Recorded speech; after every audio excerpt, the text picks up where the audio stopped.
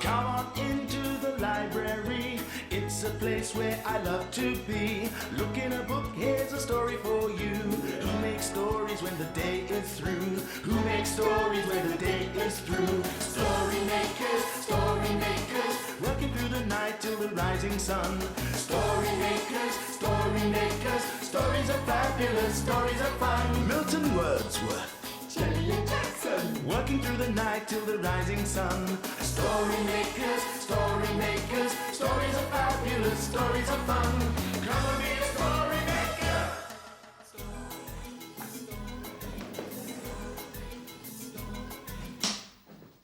Story makers.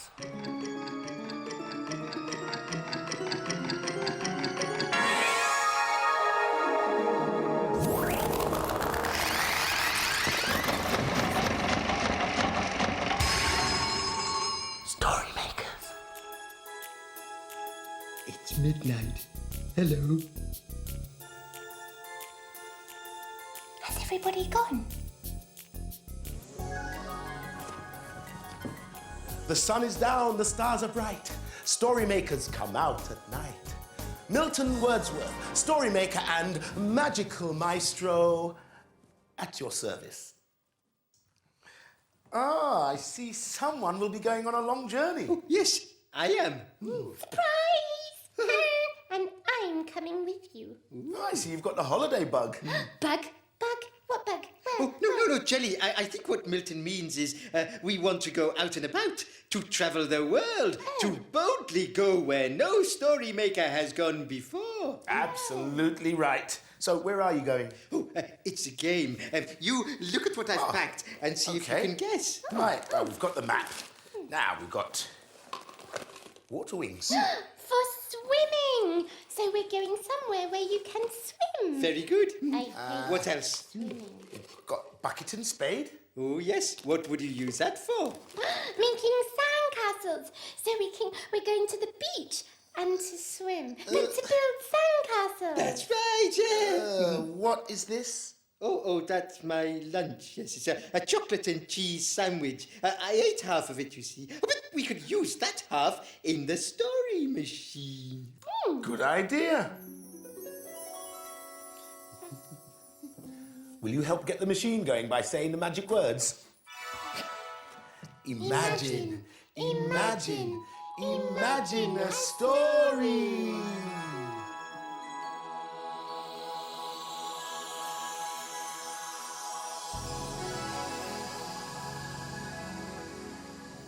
It's a playbook. Chloe stays at a hotel.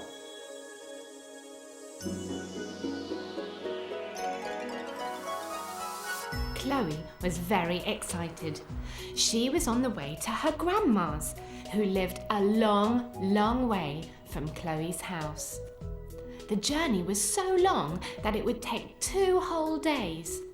So Daddy and Mummy decided that they would spend the night at a hotel. They parked the car and went inside, carrying their suitcases with them. Chloe had her own small suitcase and she was very proud of it.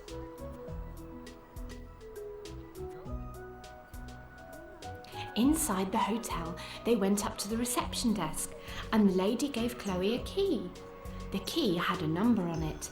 It was number 203. Upstairs, Chloe started looking for their hotel room. All she had to do was find the room with the same number as on her key. The first door was room 201. That wasn't right.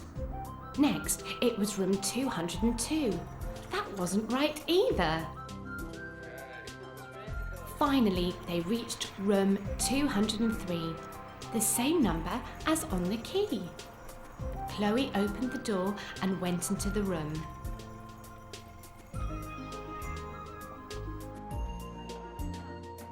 Inside, there were 2 beds. A big bed for Mummy and Daddy, and a little bed for Chloe. There was even a telephone next to Chloe's bed, and cups and saucers and tea and coffee. In the bathroom were fluffy towels. soap and special bottles of shampoo. Daddy put his big suitcase on the big bed and started to unpack.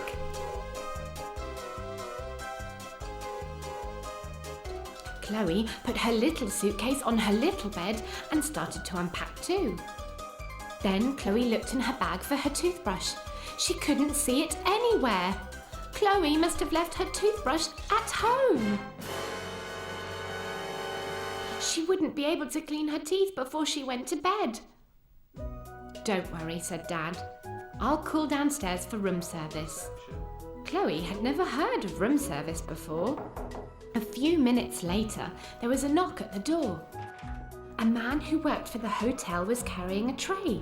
He gave it to Daddy. On the tray was a brand new toothbrush and a tiny tube of toothpaste. Chloe was so pleased to have a new toothbrush that she cleaned her teeth twice before dinner. Milton, what is this funny picture? This? It's called a map. A map? Yes, it helps you find your way when you're travelling. Ooh, how? Well, it's a bit like a globe, except it's flat. Oh. Now, look, here's Europe. Here's America. This is Africa. Ooh. And that is Australia. Oh, it's a bit like being high in the air, looking down on the land and the sea. Yes, it is. Let's make another story. Oh, yes, please. We can use a piece of this. Ooh. Now all we need is a little imagination. Will you help us make a story? Here it goes. Imagine, imagine, imagine a story.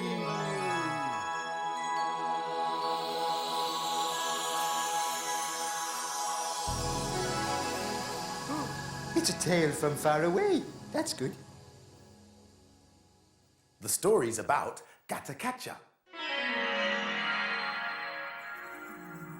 Gatotkacha, the brave warrior, often travelled far from his homeland of Sunda. He travelled over countries, cities and mountains.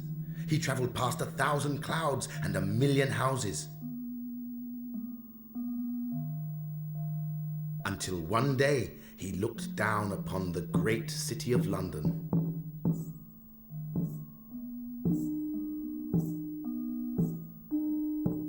There he came to rest on one of the tallest buildings he could find.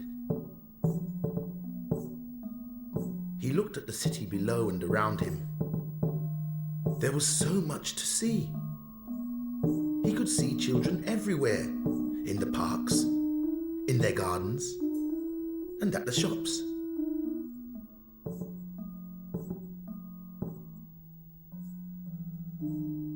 He saw the great buildings of the city.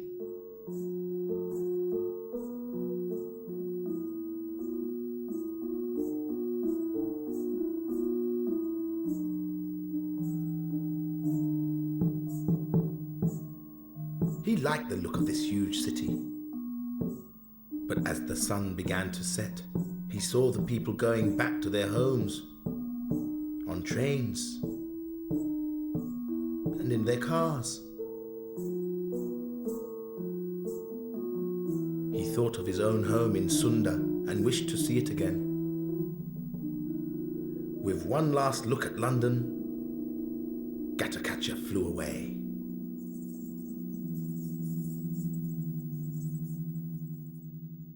Oh, he flew a long way here for a holiday, didn't he? Oh, Jelly, you look interesting.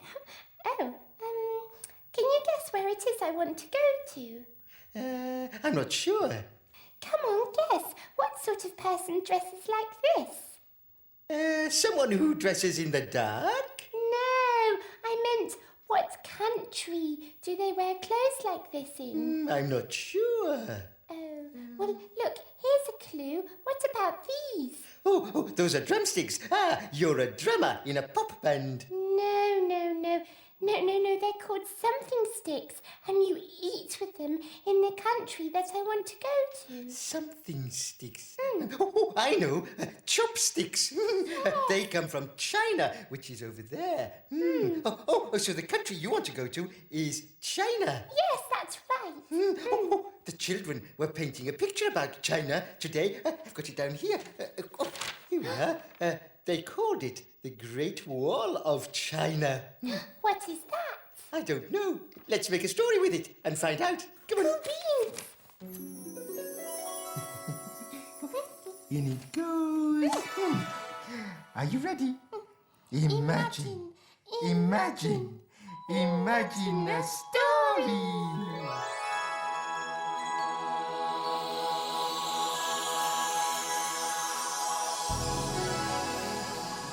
It's a blue cow story. Blue Cow and the Great Wall of China. In a field not far away is a herd of cows grazing quietly.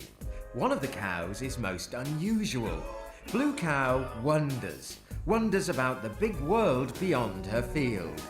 One day, Blue Cow was looking at the fence that went around her field. "I wonder if any other places have fences around them too," she said. "She's off again," said the other cows. So Blue Cow caught the bus that stops beside her field. "I'd like a return ticket to a really big fence, please." "There you go, madam. Hold very tight." And they set off at once.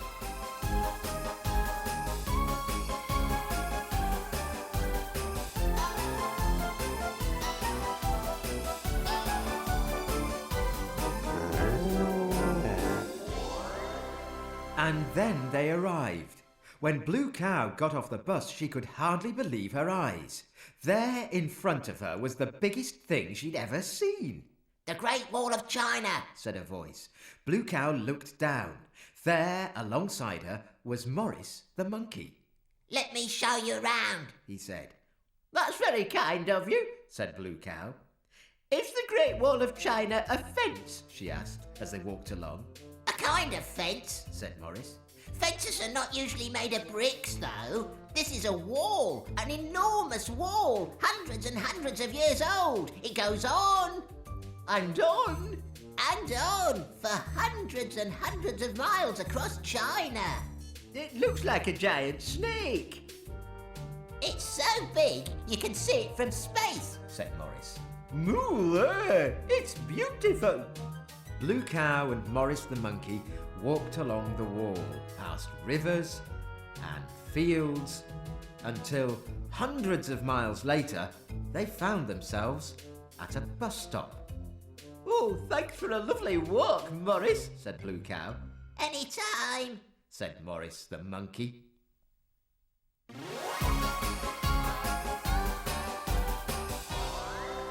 "You'll never guess where I've been." "Where have you been?" "I've been to the Great Wall of China. It's the biggest fence in the world." "Everyone knows that our fence is the biggest fence." "But we know it isn't, don't we?" Oh, that was a great blue cow story. It's almost time for us to go. The dawn is upon us. The morning is nigh. We've made our stories and we bid you goodbye. Thank you.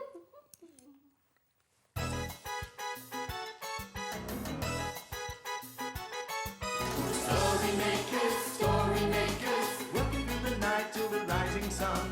Story makers, stories are fabulous, stories are Thanks for helping. Bye, story makers. See you again soon.